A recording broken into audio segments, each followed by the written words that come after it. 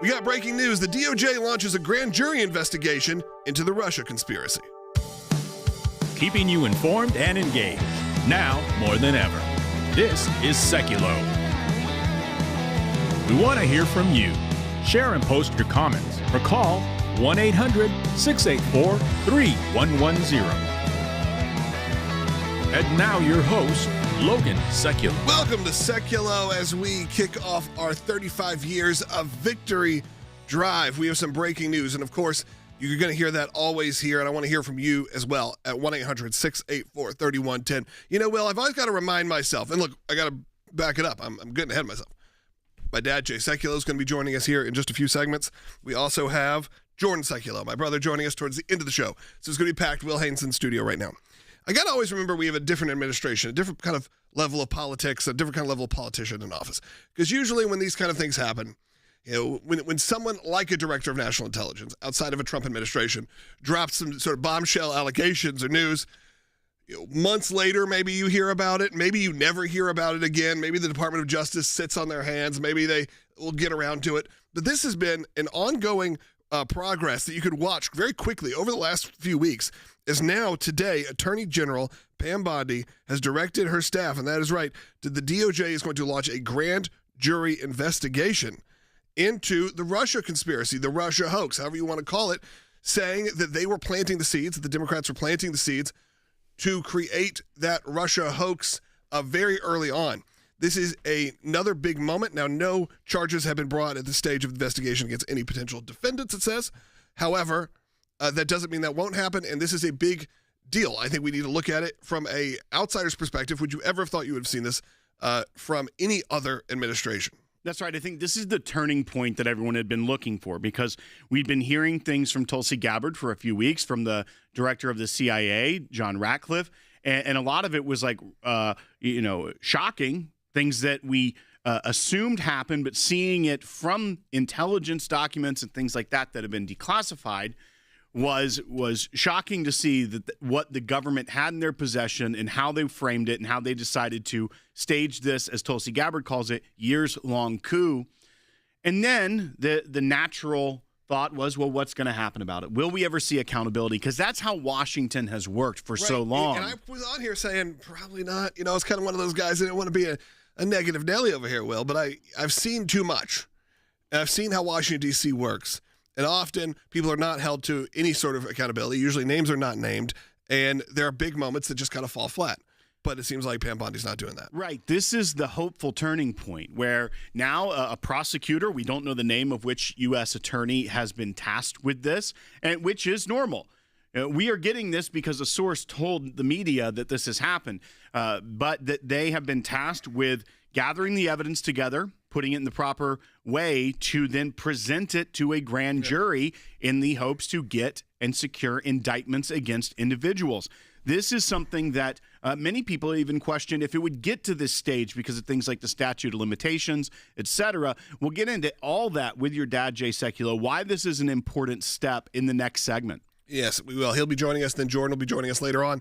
I did want to say, currently, as you said, Will, this is a source that brought this an exclusive to Fox News. The Department of Justice has not said anything just yet, but President Trump has already kind of inferred about it. That's right. So the Department of Justice normally does not comment on investigations. However, they did give one statement that just said that the Attorney General is taking the referrals from the DNI very seriously, and that we will see what happens. But now that they're at this stage, this is a big turning point, and it is moving a lot faster than I think any of us ever expected. Yeah, President Trump even said he's happy to hear it, and later on CNBC said he had nothing to do with it, but they deserve it. So that is the official statement coming from President Trump. Phone lines are open from you at 1-800-684-3110. Again, as we celebrate 35 years of victory. And we are looking forward to 35 more years of victory. This is the big moment. This is sort of the gold month, as I've been saying. This is the one I've been looking forward to, because we're going to look back at some of the big victories we've had over the years, because they have been big. They have been life-changing for so many people, even if you don't know. And again, my dad, Jay Sekulow, obviously played a pivotal part in that. He's going to be joining us in the next segment. So stay tuned. We'll be right back.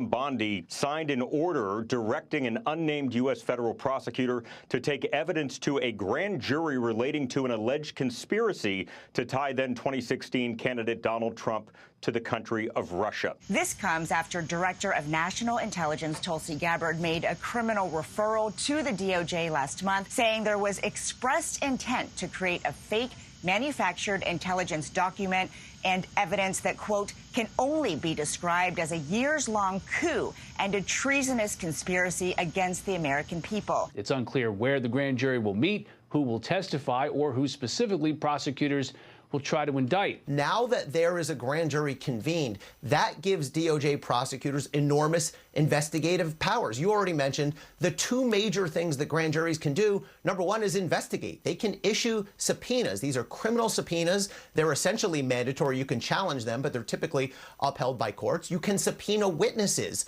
who will have to come in and give testimony in the grand jury. And then the second thing grand jurors can do, and we're down the line here, is ultimately vote to indict. That's how federal prosecutors obtain indictments. The burden is simply that you have to show probable cause that a crime was committed. It's a much lower burden than in order to show someone's guilt. The most at risk, the most exposed include people like John Brennan, who I've been writing a lot about. It's very hard to square his testimony before Congress. For the first time, I think, Will, there are people who are involved in this soft coup who are starting to sweat. This is serious. AG Bondi and the Trump administration are not playing games. This is a major step forward in this investigation, and potentially quite a precipitous one as well. Conspiracy, obstruction of justice, perjury. These are all potential charges for potentially defendants who could include Brennan, Clapper, Clinton, among others, which will all be revealed in due time should it come out of a grand jury.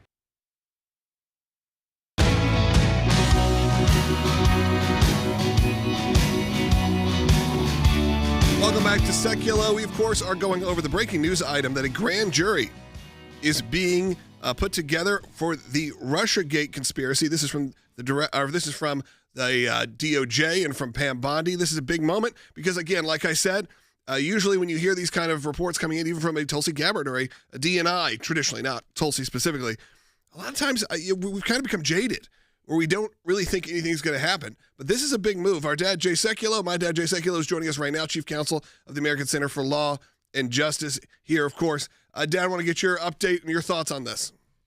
Well, as you said, Logan, this is a big move. It's the most important, I'd say, critical move in holding people accountable for the wrongdoing that they engaged in before President Trump was president, while he was a candidate in 2015 and 16. And then, of course, for what they did, which included everything from lying to a FISA court where a DOJ lawyer actually changed evidence that was permitted, to the allegations of false testimony to the United States Congress. So what happens next is the grand jury will be in what's called impaneled, and that means they will come together and witnesses will be called and evidence will be presented. And, there's a couple of lawyers that know a lot about this, and that's Jordan and me, both of us. We have both been engaged in this case from the beginning. We knew it was a hoax. The Department of Justice at the time knew it was a hoax, and so did the intelligence community. But despite that, they brought these charges against, or brought these investigations against the president, which took up almost 3 years of his first term.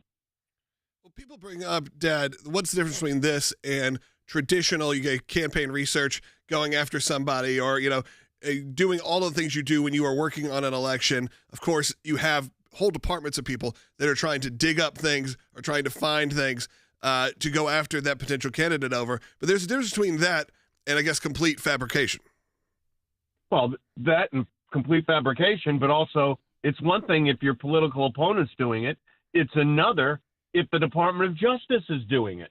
And here it was the Department of Justice working with the Clinton campaign on the Steele dossier. We know of the communications between Bruce and Nellie Orr. Remember he was the number 4 ranked individual in the Department of Justice. Can't forget that for a moment.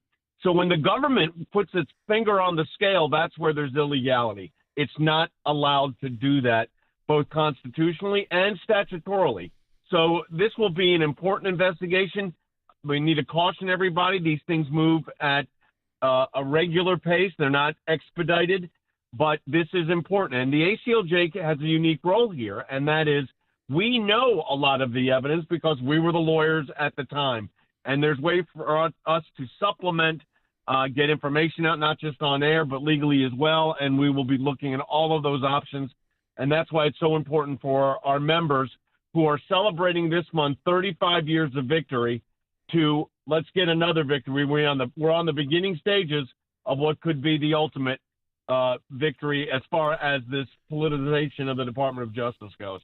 And when you look at, one, the way that Pam Bondi with the DOJ is handling this, they accepted a criminal referral from the Director of National Intelligence as well as from the CIA. They task people with it. They're going through the regular channels. They're not all of a sudden just blowing up the system, trying to make something completely different, which is what happened before. But a lot of people also maybe looking at this and thinking, you know, why is it so important now that there be accountability, that the truth does come out? And I think it ties directly in with the work that the ACLJ has done throughout its course, and that is protecting the republic, protecting the Constitution. That if the truth doesn't come out about this, I think it's very damaging to the future of the republic and the way that our government operates. I just want to get your take on that. Yeah, it's not just that this has happened and this was bad and it shouldn't happen again. And it actually interfered with the Article 2 functions of the presidency. Remember, I was involved in, I think it ended up being 4 cases for the president at the Supreme Court of the United States, dealing with all of these issues of the government coming in. And remember, Congress subpoenaing his personal records, and we were successful in that, and the court saying you had to meet a very high standard, which they had not met. But the end result is, and I think this is what's important, the activities that took place interfered with the president's capacity to govern, or certainly made it more difficult. And that's what we can't have in a constitutional republic. And that's why people that do this have to be held accountable, so that the next group doesn't think about interfering with the presidential election because they don't like that candidate. We're already starting to see some of the usual suspects in the more mainstream and left media say that, you know, this is a waste of time or that they're mischaracterizing this. One, we know that that's not true. But even we're starting to see some, and I saw it on Morning Joe this morning, where they said that this is so highly irregular that we know about this. But the reality of this is that, one, this is a source saying that there's a grand jury investigation. This wasn't a press release from the Department of Justice. We don't know who the prosecutor is. We don't even know the targets. How many times during the Trump years did we get news that there was a grand jury impaneled? So we're seeing this shock from the left all of a sudden because their narrative is crumbling. But in reality, it appears the Department of Justice is taking this very seriously and doing it through the proper and necessary channels. Well, here's the proper and necessary channels. There was a referral from the DNI, our former colleague Tulsi Gabbard. There was a referral from our friend and former, now current CIA Director John Ratcliffe. He was a member of Congress. He was on our impeachment team. So we've got a long history with him. And they made a referral to the Department of Justice. The Department of Justice then looks at the information that's gathered, and they take it to a grand jury. I was in I think it was the Space and Science Museum, or one of the museums in Washington, D.C., when there was a phone call I got from the press. We've heard there's been 3 grand juries impaneled, one in Florida, one in California, and one in New York against the president. And they were leaking this stuff out all over the place. So, look, I mean, this is Washington. Things get out. But at the end of the day, what's important here is this is the beginning of the first phase of holding people accountable for actions they took which damaged the republic. Dad, I want to take this call. Bill from Wyoming, who's watching on ACLJ.org. He's got a question I think you'd have the expertise to answer. Bill, go ahead. Yeah, thanks for taking my call. I appreciate giving my monthly donations to help you guys out. Thank you so much.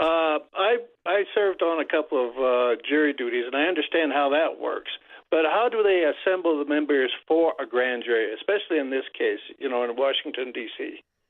Yeah, so it's a little bit different than what you experienced in a jury where you were in a room with a lot of people and they do this and the lawyers ask questions.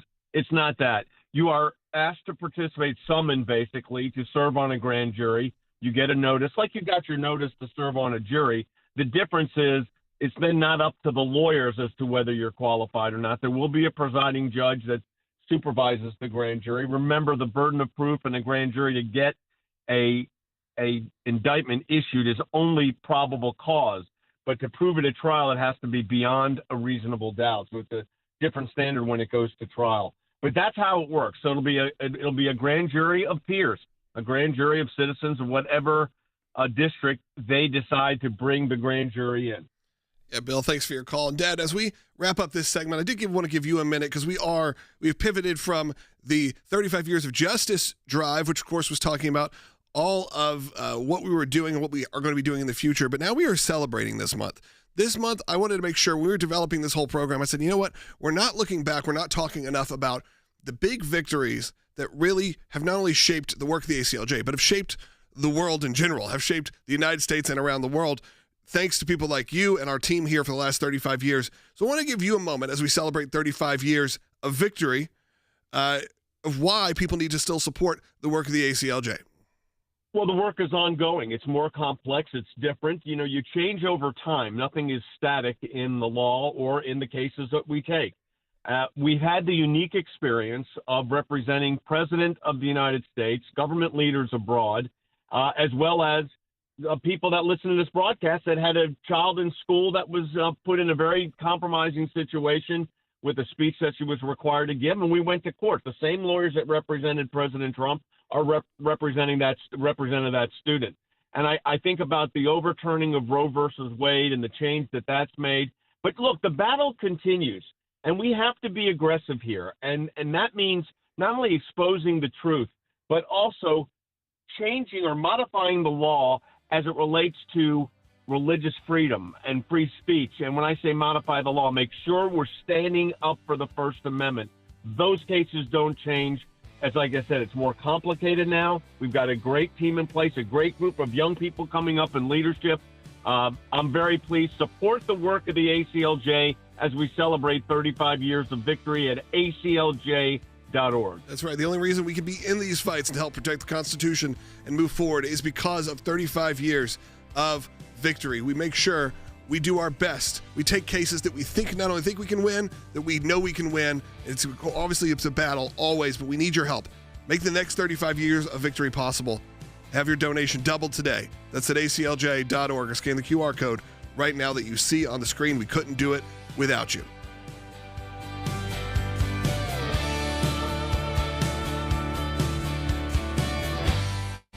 Another massacre of Christians in a church just last week in the DRC. While much of the world is now focused on a peace agreement or at least a ceasefire between Rwanda and the DRC, we still see ISIS targeting Christians. Internationally at the American Center for Law and Justice and through our international affiliates, when it comes to protecting the lives of our Christian brothers and sisters, I think that's priority number one, is that you've got to do everything you can to fight for those who cannot fight for themselves, but are willing to, they could take the easy way out.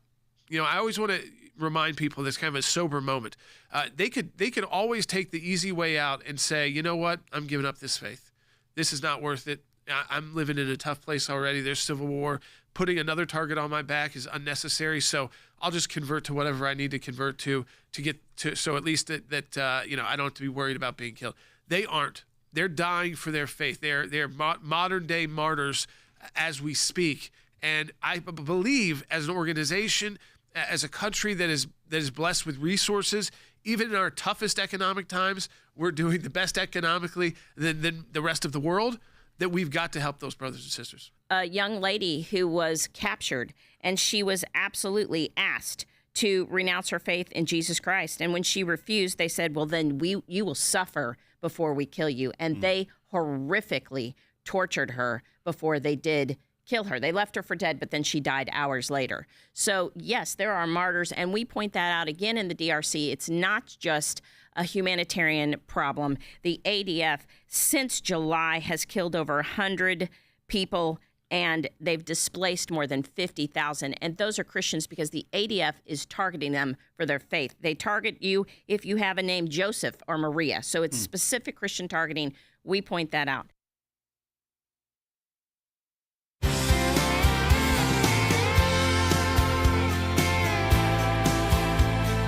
Welcome back to Sekulow. Again, we're going to take your calls, and I want to hear from you at 1-800-684-3110. My dad was just on, so if you missed that, go listen to that later on. And my brother's going to be joining us in just a few minutes, so make sure to stay tuned for that. Now, Will, we were talking in the break that you wanted to go over a bit of how the media is covering all of this. That's right, because the media so desperately wants this administration to be authoritarians, that they're dictators, that they throw out the Constitution. Yeah. But in reality, I've heard what you've seen is that they are going by the law, and they're actually trying to expose and hold accountable those that did the very thing they're accusing President Trump of doing, using the executive power and executive branches and intelligence agencies to try and get after their opponents and ruin their careers, ruin their lives, and put them in jail, hamper their ability to govern. That's what they did. And now that the truth is coming out, and now that we're seeing the actual documents, they are trying to spin this so desperately. And this is a clip from Morning Joe. I referenced it earlier with your dad, but it was so crazy to me how much spin they're trying to put on this about how bad this is, that we're finally about to see some accountability, and that we're hoping we see accountability. This is from David Rode. He was on Morning Joe. He was talking with Willie Geist, and he's the senior executive editor on national security for NBC News. And I want you to hear what he has to say, and then I'm going to break it down for you. But this is Bite 7. But the one thing we do know, Jonathan Lemire, is this is extraordinarily stupid. It's extraordinarily stupid on so many counts. If you look at the timeline doesn't add up. It's like when Donald Trump is saying that Barack Obama and Hillary Clinton... Hey, we're going to pull out. That was actually the wrong bite selected. Let me know when you guys have the right one ready. Let me know. Just give it a minute. We'll keep talking here. Let's go ahead and take a phone call real quick before we get that loaded back up. Let's go to Ann, who's calling in Pennsylvania, who is listening on the radio. And again, phone lines are open for you at 1-800-684-3110. Hey, you know we're live now. And go ahead. Hi, guys. Thank you so much for all the work you do. I'm so glad that Jay is on the show. And I have a question, but, we've been knowing this for a very, very long time. Sure. And Obama, was the head honcho, if you will. My question is, and we're hearing a lot of this in the conservative media world, that President Obama most likely will have immunity. But then we're also hearing that he could be compelled to testify, and that if he lies, he'd be committing contempt of court. Now, my question is, could he be forced to testify if they grant him presidential immunity? So it's a good question. It is a good question, and obviously it's very complex because fortunately, this would be the first time. This is not something that we've ever had to deal with. It's not settled law. That's right. But so the theory, as Ann's discussing, is that because of the Supreme Court decision with President Trump getting immunity, that he has presidential immunity for official acts, and that him directing the intelligence agencies and the national security team to investigate something isn't in and of itself outside of his power as an official act, even if it led to this treasonous conspiracy and if he was the one giving that directive. So that's where you start with the very novel theory that we're dealing with here, that would be falling under the presidential immunity ruling. Even President Trump kind of admitted that, I helped him out. He owes me a lot on this. When you extrapolate that out, there are people saying that if there is no threat of prosecution because of presidential immunity, then you can't take your Fifth Amendment right to not self-incriminate before investigators, and therefore you can't plead the Fifth. So that's kind of the theory that people are extrapolating out. Therefore, he would be compelled to testify.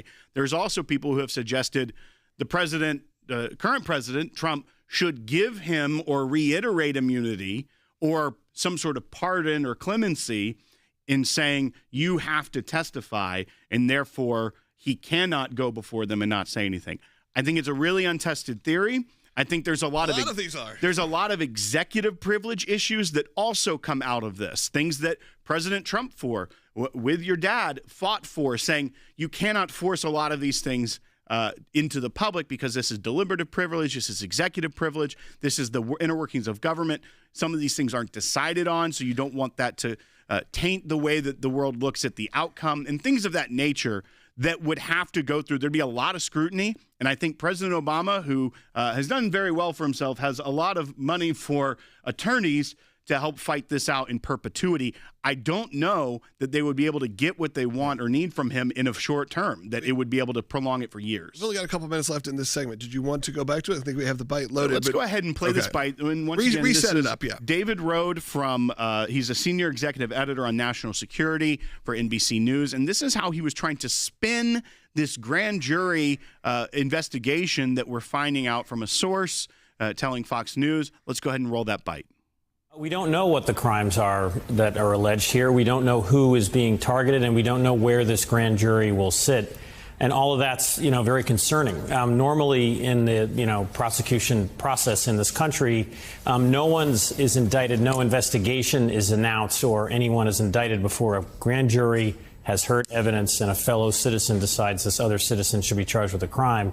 Here we have an approach where there's sort of the Director of National Intelligence makes a sweeping allegation, potentially that the former President of the United States was involved in a treasonous plot. And then you have the Attorney General announcing that she is launching a criminal investigation of this plot. But again, we don't know the charges. We don't know where they're going to investigate or who it's going to be. Here's why this is so disingenuous to me.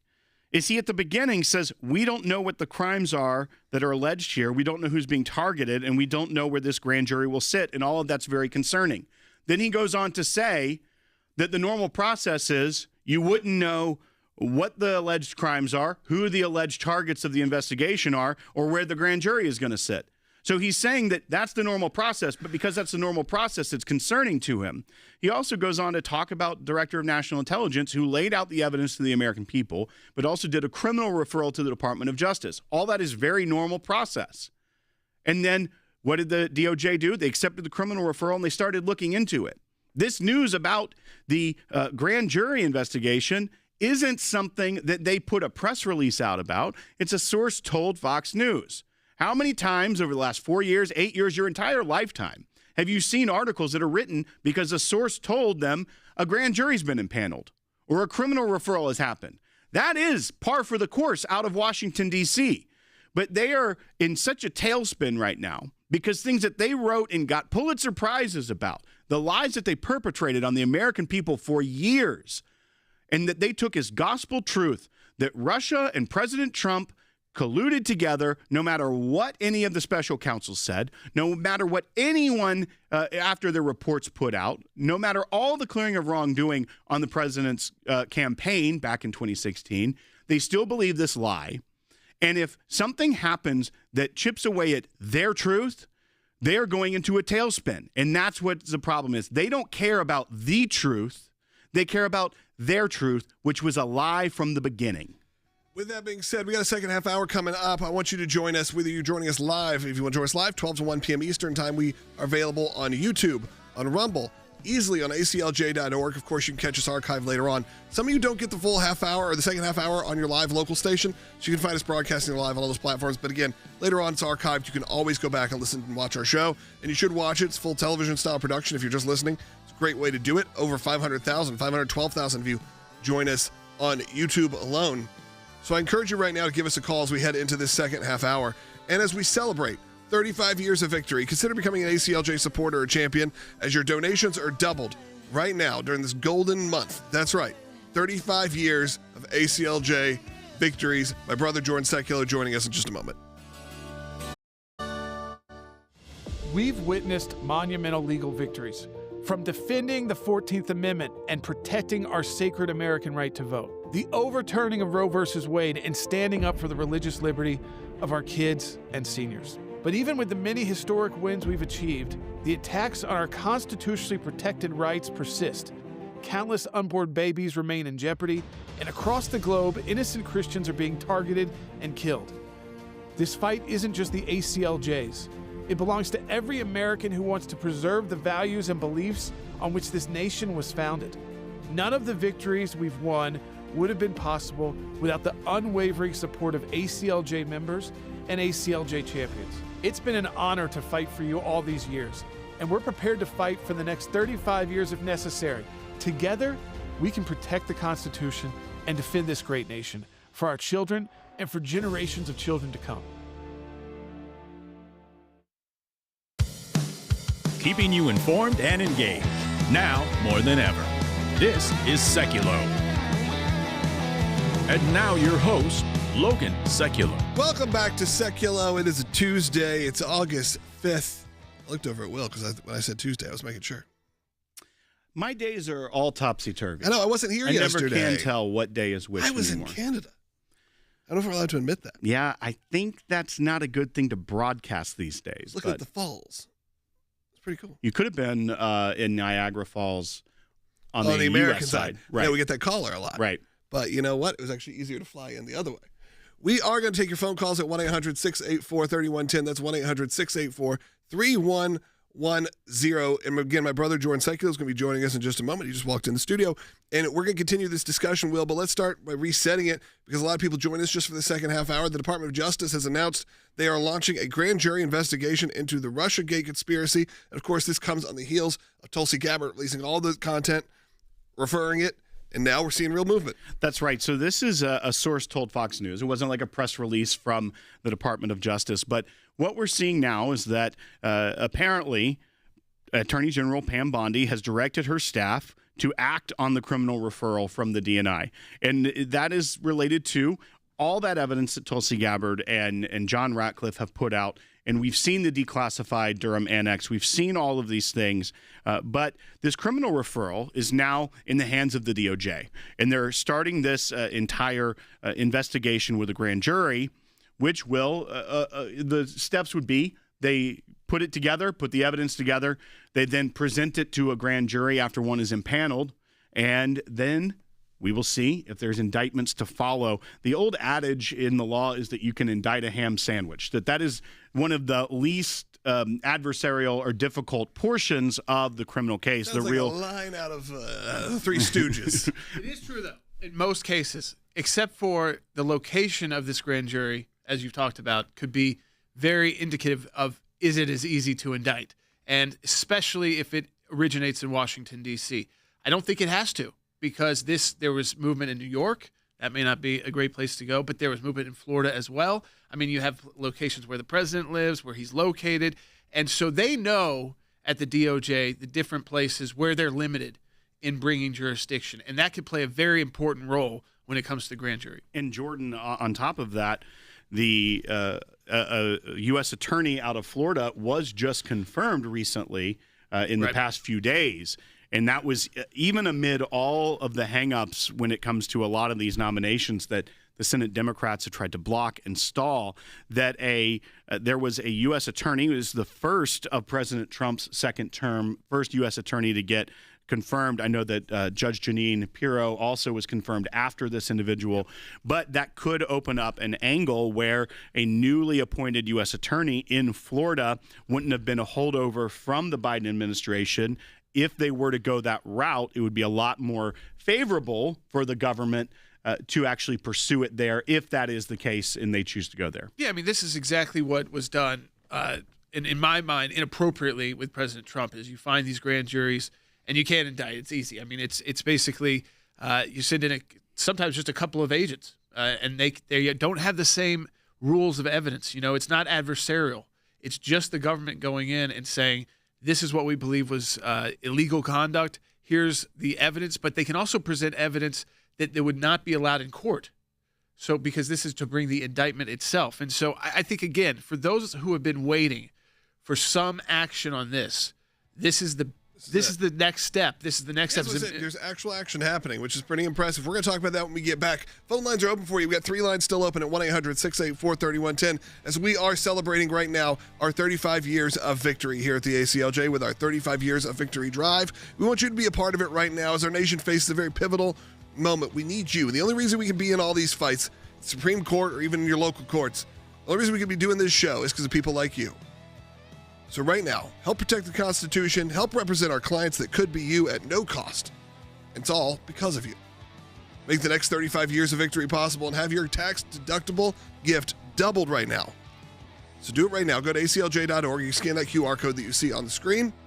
And if you can, become a champion. That's someone that says I'm going to be dedicated to do this every month. Of course, you can cancel at any time like any other kind of a membership program, but we'd love you to be over the 20,000 champions that are joining us.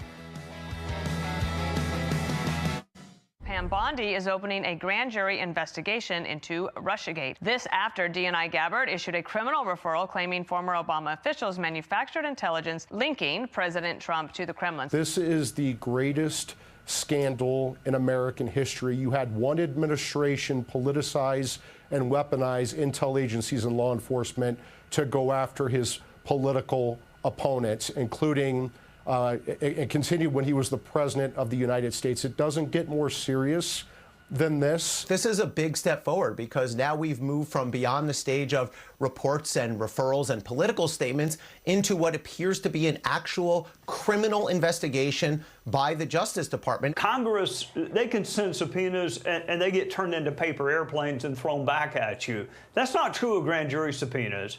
You have to comply with it. They can make witnesses come and testify or invoke a privilege. They can go, you fill in the blank kind of documents, phone records, text records, bank records.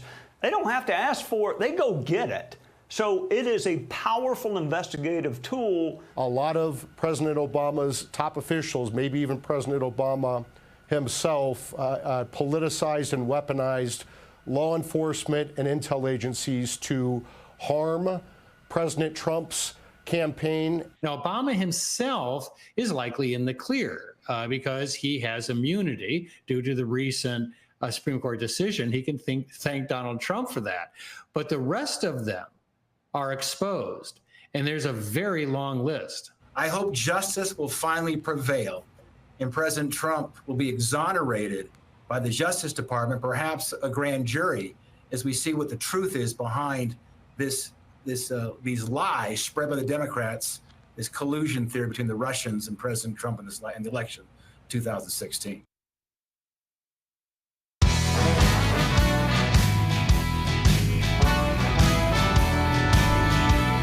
Welcome back to Sekulow. Phone lines are open for you, 1-800-684-3110. You can take some calls and comments as well. My brother Jordan Sekulow is joining Will and I in the studio. As these are big moments, we need to make sure that we tell you all about, because you have been pushing, and I've been pushing, and we've been talking about the fact that it seems like when there were these criminal referrals, we kind of go back to a James Comey kind of universe. We go back to a universe where referrals happen, and that means nothing's going to happen.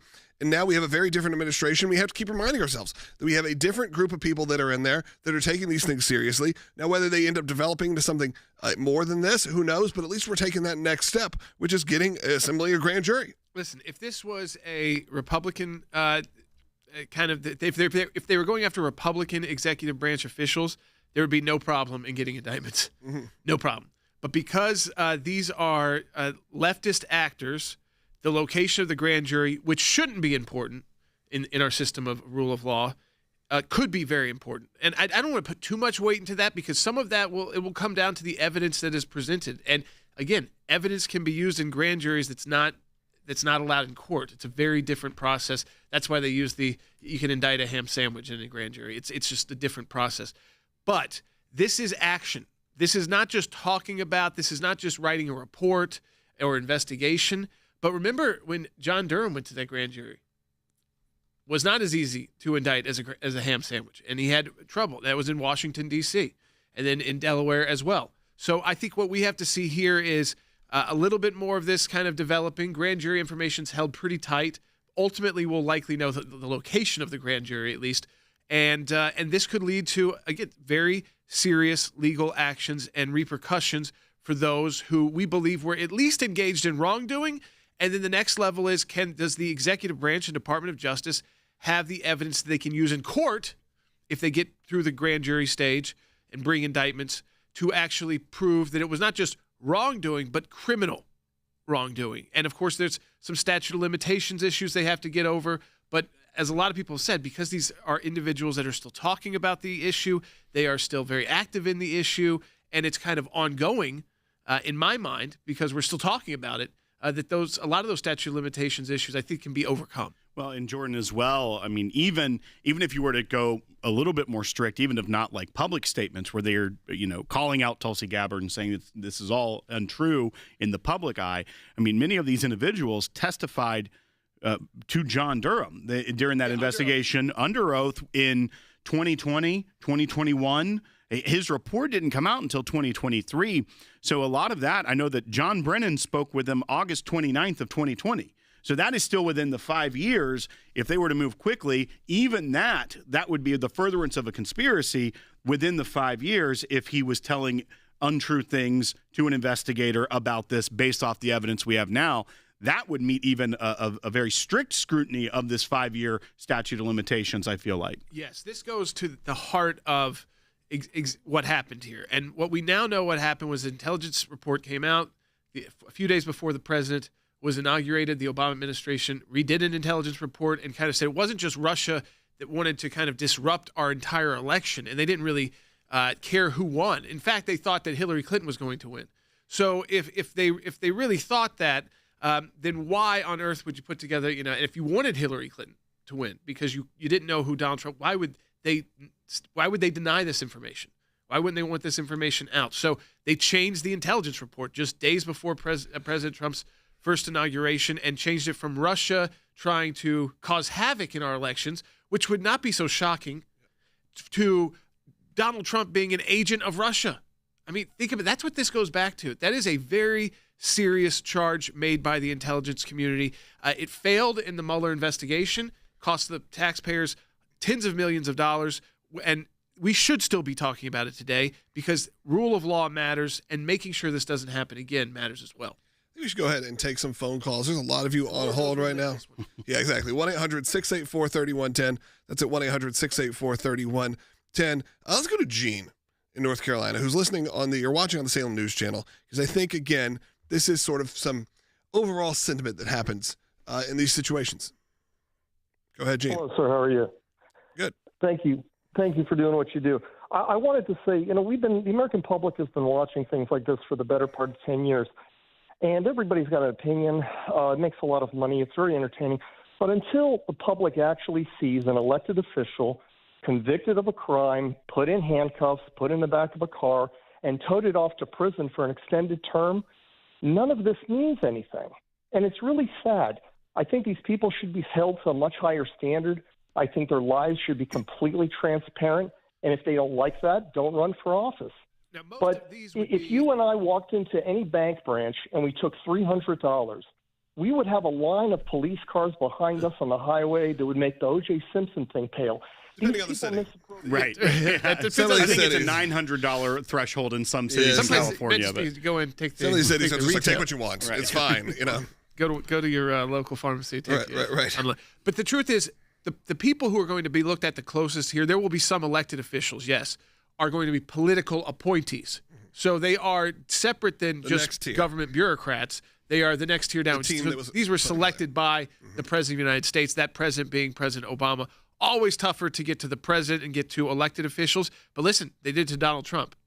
I mean, let's not forget that. So I don't think it's not a tit for tat. It's not like we're saying we are going to do this because you did this to Donald Trump. It's because we don't want this to happen again. If we have to have trust in our intelligence community, trust in our law enforcement community at the federal level, this cannot be business as usual. And so moving forward with this grand jury and moving forward potentially with indictments, I think could make people feel a lot better about our political process, at least not being corrupted from within, so that the bad guys who are trying to maybe impact and cause chaos during our elections, that they're the ones that our law enforcement and intelligence agencies are focusing on, not people running for office. But the key here is real actions being taken, action that could not be taken was not going to be taken by the Biden administration. So this is really the first chance the Trump administration or a Republican administration has had to try and bring those accountable to justice. Well, and Jordan, I think to piggyback off what you just said is that the difference that what we're seeing with this is, one, it has to be done appropriately and correctly. And we want to see the accountability because they weaponize the intelligence agencies to interfere with an election. They weaponize the justice system to interfere with another election by going after President Trump. What we're looking at here is not going after individuals like they were. They were trying to go after President Trump and therefore anyone who is a conservative in this country, with both the election interference in 2016 and the presidential governing interference that they perpetrated throughout his first term, as well as then the lawfare to try and keep him out of office. Reminder, we won. We representing the Colorado Republican Party to keep him on the ballot. But these disingenuous people on like Morning Joe and all these shows that are talking about this isn't normal to know about a grand jury process like this. First of all, we know very few details, which is the appropriate way to do this. But when you look at what they did to President Trump, it's just simply not the true grand jury foreperson out of Fulton County was giving interviews saying she wanted to sit across from President Trump. That was what we had when they were trying to take him out. With this, just the fact that we know that there's been a grand jury investigation beginning and we don't know where or what the allegations are is the normal process. But they were out there putting these people on TV, making a circus of it to try and drag his name through the mud, to try and hope he wouldn't get reelected again. We're trying to stop things like that from happening again. Yes, this is not going after. I think there's the important key part here. This is not trying to take down people running for office and impact the next election cycle. This is going after bad actors who are inside the government at the highest levels of our law enforcement and intelligence community. So it's not interfering in elections. It's not trying to impact elections. It's trying to bring people to justice if there was criminal conduct. I think all of us believe there was wrongdoing here. Even look at the impeachment on Ukraine because they couldn't find anything on Russia, so they went to a phone call on Ukraine. I mean, it's been one thing after another. I hope what this does is it allows the Trump administration, you go to the grand jury process, you move forward that process if you get indictments, but guess what? President Trump gets to continue to govern, and we kind of are able to move this one to the professionals, let them handle the investigation. You know it's going to take time, but there is a clock here. There is a clock here of just a few years. Yeah, I mean, that's the main thing we got to focus on, too, is that you only have a couple years in this presidency before we definitely have to move on. And we're going to see midterms really kick up, and then you're going to see back to the general election very soon. I mean, every time these issues come up, you could literally print out a 100-page just timeline of bullet points of everything done to President Trump that was wrong. Right. And that many of us believe was illegal. And so where they focus, we don't know exactly. I think the grand jury, they will be narrowly focused on the strongest arguments they have in court. court. And at least we have a team that is willing to do this fight, at least engage in it, not just ignore it. And like you said, can push it off real easily. That's why they're trying to push Pam Bondi out. Mm-hmm. Don't be fooled. The left doesn't want Pam Bondi there because she has she's tough enough. She's a prosecutor. Before she was the Attorney General of Florida, she was a prosecutor. So she knows what she's doing Real here, deal. and they're scared. Yep, absolutely. Hey, we're going to take some calls coming up. If you want to support the work of the ACLJ, you know how to do it. Go to aclj.org. But phone lines are open at 1-800-684-3110. 3 lines are open right now, and we'd love to hear from you. Again, 1-800-684-3110. Be right back.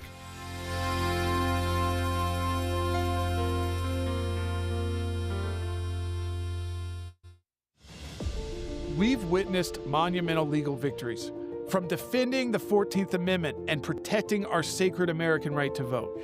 The U.S. Supreme Court rules in favor of former President Donald Trump in his appeal of a Colorado ballot disqualification. Former President Trump will appear on the primary ballot, and this applies not only to Colorado, but also to states across the country. The overturning of Roe v. Wade and standing up for the religious liberty of our kids and seniors. Right now, new laws banning abortion are taking effect in several states, just hours after the court overturned the landmark Roe v. Wade decision, leaving it to states to decide whether abortion is legal.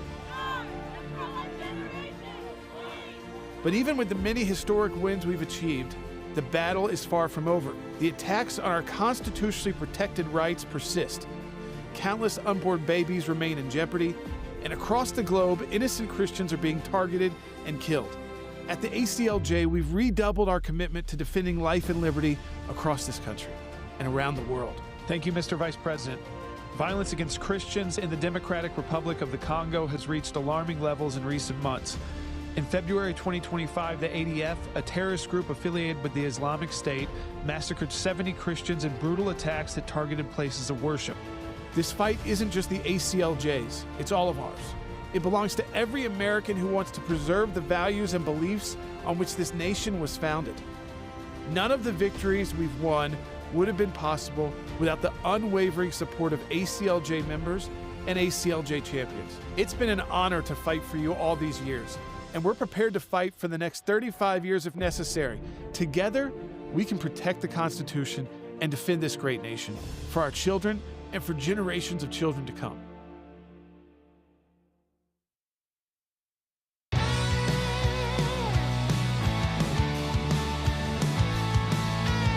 Welcome back to Sekulow. We only have one line open right now, but we do have one line, 1-800-684-3110. We can kick this off by taking some phone calls, and we'll get into it. Let's go ahead and go to Bobby in New York. Been on hold for a little while there, Bobby. Thanks for holding. Go ahead. From Niagara Falls on the American side. I'm sorry I broke your heart, Bobby. I visited the wrong side. A fellow rascal, by the way.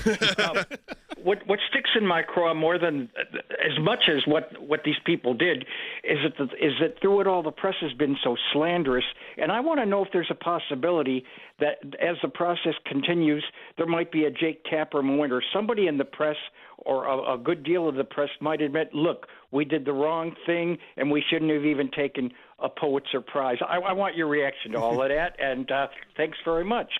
Thank you, Bobby. The press is very difficult with the press. First Amendment protects the press. It also protects the press. Pretty broad. If they were reporting information that was being given to them, even in leaks from high-level government officials, even if they're allowed wrong. They're allowed to report on that because it's not their job, nor could they ever fully go through and say, is the Steele dossier fully correct? I think what they did do is they used it for the salacious details. Reporting on the news is different than creating news. And it unraveled as they were reporting on it. I mean, and then they got Bob Mueller, and they thought, certainly this is doubled going down. to take everything down. And guess what? Nothing happened. Well, and I think to Bobby's point, do we think that we'll see Jake Tapper have a second revelation as he did with the book that he put out about President Biden's demise? I think he's already got his one mea culpa out.